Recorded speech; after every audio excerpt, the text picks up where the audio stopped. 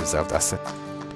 In this quick discussion, we'll be talking about how a stablecoin maintains its value off chain and on chain to the users in a coordinated manner when the exchange rate between some of the assets themselves change.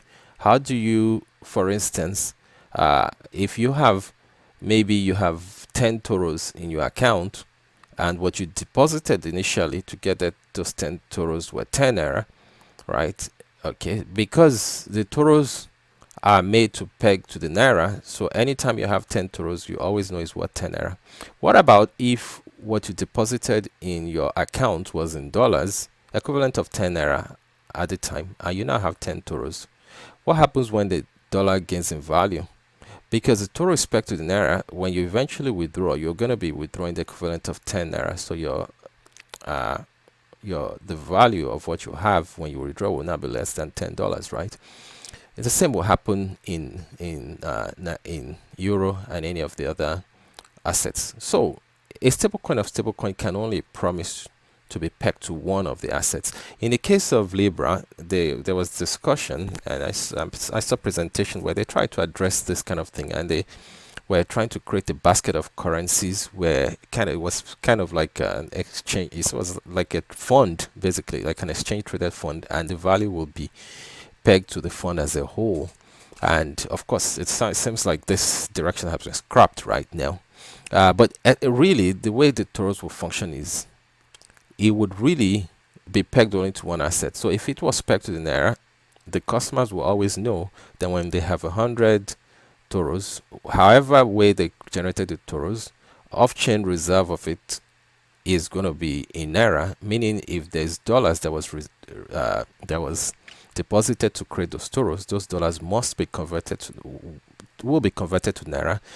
That is the expectation, because the Toros are backed by naira, so that when the 100 Toros are being withdrawn, they'll be withdrawn as 100 naira, and if they were to be withdrawn as dollars, it will be at the exchange rate at that time between the Toros and the dollars, and that exchange rate will reflect the exchange rate between the naira and the dollar, and so on.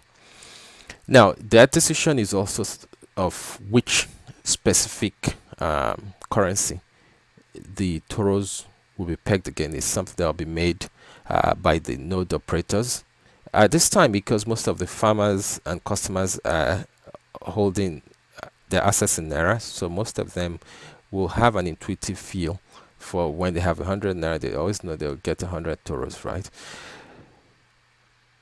But it also now puts a little bit of an operational requirement on the blockchain, such that anything that's deposited in any other currency should be converted into this, because if it's not, if they lose value for any reason, then the Toros will not have the backing it would have to that currency. So whatever the decision is made, every currency has to be turned to that amount, and the customer will know that their Toros represent this amount, and they will always expect to withdraw it back, not exactly what they deposited, but what the value of it is in terms of the Toros they have. In the case of naira, there will be no problem if it was pegged to the naira.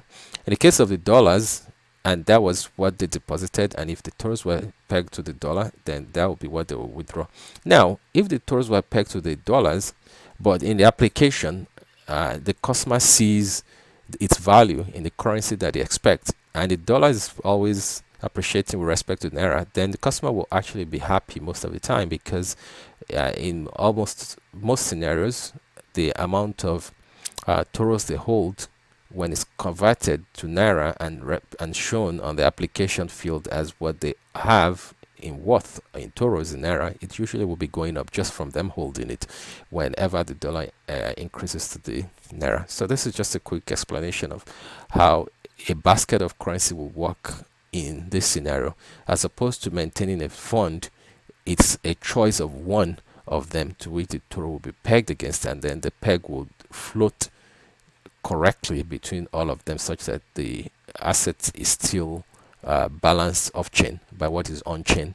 And it also means that operationally, everything that's received in the reserve has to be converted, so that the reserve does not run into the risk of any of the assets reducing in value and now making the Toros that's backing it not sufficient to cover what's on the blockchain.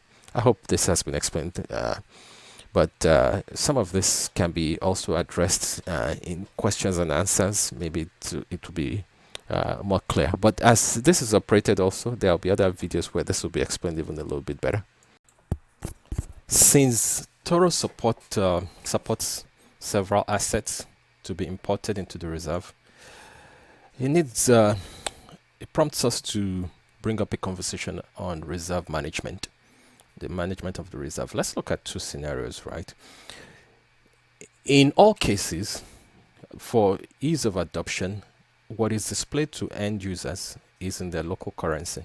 So let's look at a scenario where the reserve exists, right? And what is going to be placed in the reserve are several different types of currencies, including the local currency naira, and in other parts of Africa, whatever the local currencies are, and then of course the dollars, the euros, and the pounds.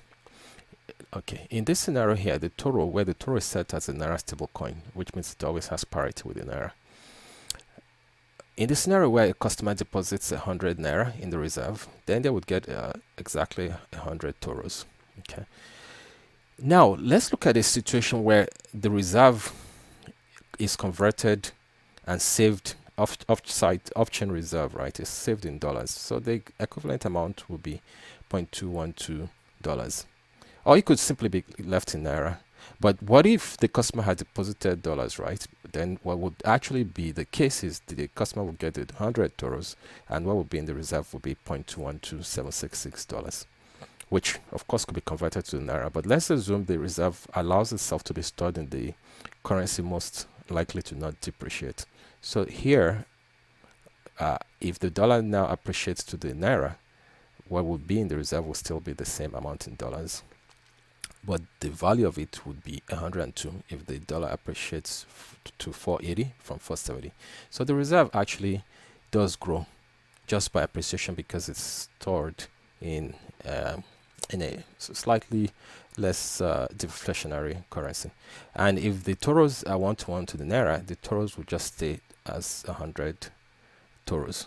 And what would display, since it's one-to-one to the naira, what is displayed to the customer will be 100 naira, which is fine with the customer because if they deposited nairas, then they deposited 100 naira, then they always see 100 naira. Now, if they deposited dollars or euros or something else, then the value of what is displayed in their local currency will still be the naira. They would understand that because they know that the Toros are set as naira stable coin. But when they want to withdraw, what they would withdraw will be slightly less. Now, if on the other hand, the Toros are set as a dollar stable coin, then in that scenario, when the customer deposits 100 naira, the Toros they will get will be 0.212766 Toros, and which will display on the apps as 100 naira because that's what the Toro is since it's pegged to the dollars.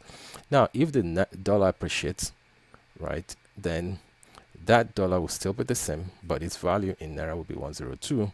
And since the Toro is pegged to the dollar, the Toro will still be the same thing, 0.212766, but it will be displaying now to the customer as 102, which will make the customer happy. And that brings us to the question of reserve management. As we saw in the prior presentation, the reserve grows in value. In that example, in the first intro, we saw the reserve grow from 200,000 naira to 205,000 naira with a gain of 5,000 naira. Now, the dispensation of that 5,000 naira is up to the rules of the network, but in the interim, that amount actually is available for the foundation to decide how they want to manage that. They could just leave it in there, which some financial management expert would believe is malpractice, or they could have means to grow it, put it in a guaranteed gains deposit accounts, such as like those CDs, those that have like a guaranteed interest rates on them, or other measures, or even they could convert it to dollars if the entire reserve is not maintained in dollars. And these are reasons. These are if this situation is organize and practice well. This will be an incentive for customers to hold Toros, if they see that just holding it, by holding it in the most efficient currency, it increases its value. And it would not just be only customers, even merchants, and most people will prefer it.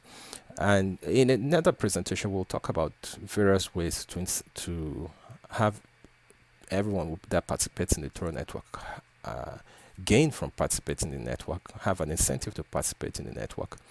That will be another presentation. Thanks.